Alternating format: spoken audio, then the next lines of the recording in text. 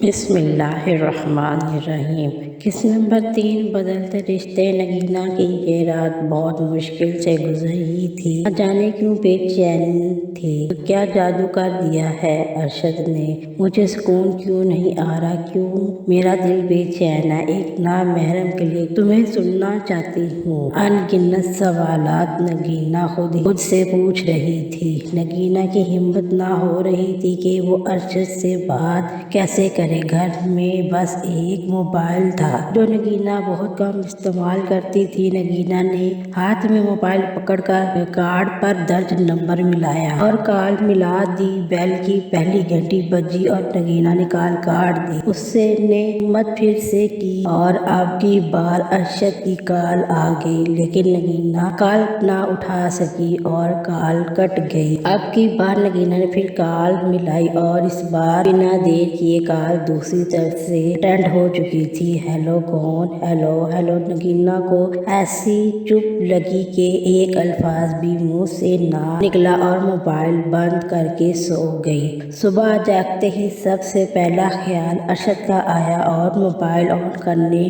پر message پڑھ کر خوش ہوئی اور حیران بھی ہوئی۔ میں جانتا ہوں آپ نگینہ ہیں، میری آواز اتنی بھی بری نہیں تھی، آپ بولی تک نہیں۔ میں 8 بجے آپ کا بس اسٹاپ پر انتظار کروں گا۔ نگینہ آج وقت سے پہلے ہی بس اسٹاپ پر پہنچ گئی تھی۔ ارشد دیر سے آیا تھا۔ نگینہ غصے کی حالت میں تھی، لیکن کوئی بات نہ کی اور سیدھی ارشد کی گاڑی میں بیٹھ گئی۔ ارشد نے رومانٹک سانگ پلے کر دیے اور محسوس ہونے لگا۔ نگینہ نے گانے بند کر دیے اور دیر سے آنے کی وجہ پوچھی۔ اب نگینہ خود کو پہلے کی نسبت زیادہ مضبوط سمجھ رہی تھی۔ اس کی زندگی میں کوئی بھی خیال رکھنے والا آ رہا تھا۔ نگینہ کی عادت تھی کہ زیادہ بولتی نہیں تھی، مگر ارشد کے پاس نہ جانے کدھر سے باتیں آ جاتی تھی۔ نگینہ کو خوب ہنساتا تھا۔ یہی وجہ تھی کہ نگینہ جو کسی کو بھاؤ تک نہ ڈالتی تھی، مگر ارشد کے سامنے تمام ہتھیار ڈال چکی تھی۔ آپ کو اپنے آفس دکھاؤں؟ ارشد نے سوالیہ نظروں سے نگینہ سے سوال کیا۔ نہیں، کالج سے دیر ہو رہی ہے اور میں کیوں دیکھوں؟ آپ میرے کیا لگتے ہیں اور مجھے آج کالج جلدی پہنچنا تھا، تبھی آپ کی گاڑی میں بیٹھ گئی، ورنہ میں ایسی ویسی لڑکی نہیں ہوں۔ ارشد نگینہ کی معصوم باتیں سن کر دل ہی دل میں ہنس رہا تھا اور لبوں پر مسکرا رہا تھا۔ آپ نے مذاق سمجھ رہے ہیں؟ نگینہ نے ارشد کو دیکھتے ہوئے کہا۔ میری کیا مجال، آیا مذاق بناؤں؟ وہ تو میں آپ کی معصومانہ باتوں کو غور سے سن رہا تھا۔ اچھا بس کریں، کالج آ گیا، روکیں گاڑی۔ ارشد نے بلا تاخیر گاڑی روکی اور اگلی بار ملنے کا پوچھا تو نگینہ نے کہا، روز ملنا ضروری نہیں اور ویسے بھی روز آنے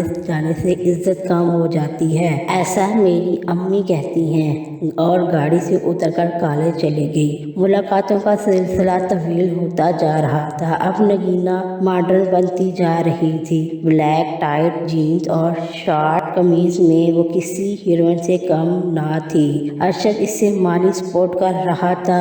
اب گھر کے حالات بہتر سے بہتر ہو رہے تھے۔ نگینہ کی پڑھائی مکمل ہو چکی تھی اور ارشد کے آفس میں جاب بھی کر رہی تھی۔ اب ارشد جدھر بھی میٹنگ میں جاتا نگینہ کو بطور اسسٹنٹ ساتھ ضرور رکھتا تھا۔ رات کو لیٹ آنا نگینہ کی روٹین بن گئی تھی۔ نگینہ اپنے والدین سے ارشد کو ملوا چکی تھی۔ ارشد بھی نگینہ کے والدین کو تسلی دے کر ان کا اعتماد حاصل کر لیا تھا۔ نگینہ کی قابلیت کی وجہ سے ارشد کو کافی فائدہ بھی ہوا۔ ارشد اگر مصروف ہوتا تو نگینہ ہی کلائنٹ کو ڈیل کیا کرتی تھی۔ ارشد اب نگینہ کو اپنی وائف کے روپ میں دیکھنا چاہتا تھا۔ ارشد نگینہ کی ہر وقت تعریف کے پل باندھا کرتا تھا۔ نگینہ کے والدین کو اکثر فکر ہو جاتی تھی۔ نگینہ والدین کو بھروسہ مکمل دلوا چکی تھی۔ اب روز کا معمول تھا۔ ارشد نگینہ کو ہر اس جگہ پر لے جاتا جدھر اس نے کبھی دیکھا نہ تھا۔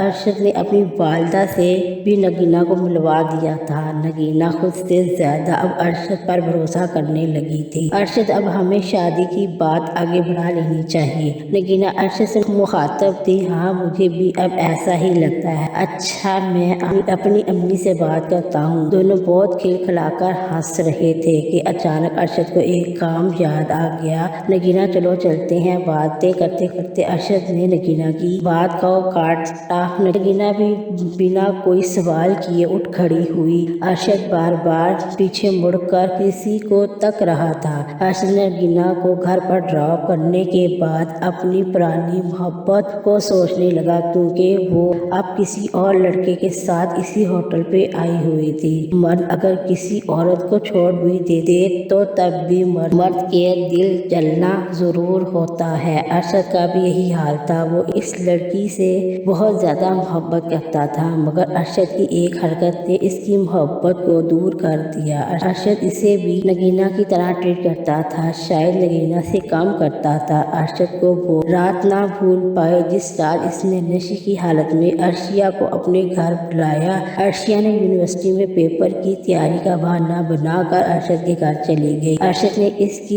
عزت کو اسی رات داغ لگا دیا تھا۔ ارشد کے وہم و گمان میں بھی نہ تھا۔ وہ تو عرشیہ کو اپنی ماں سے ملوانے اور 2 گھنٹوں میں واپس بھجوانے کا وعدہ کیا تھا، مگر نہ تو ارشد نے اسے واپس جانے دیا اور نہ ہی ارشد کی والدہ گھر پر تھی۔ ارشد نے بڑی ہی بے رحمی اور نشے کی حالت میں عرشیہ کو حوث کا نشانہ بنایا تھا۔ اب عرشیہ خود کو کوس رہی تھی۔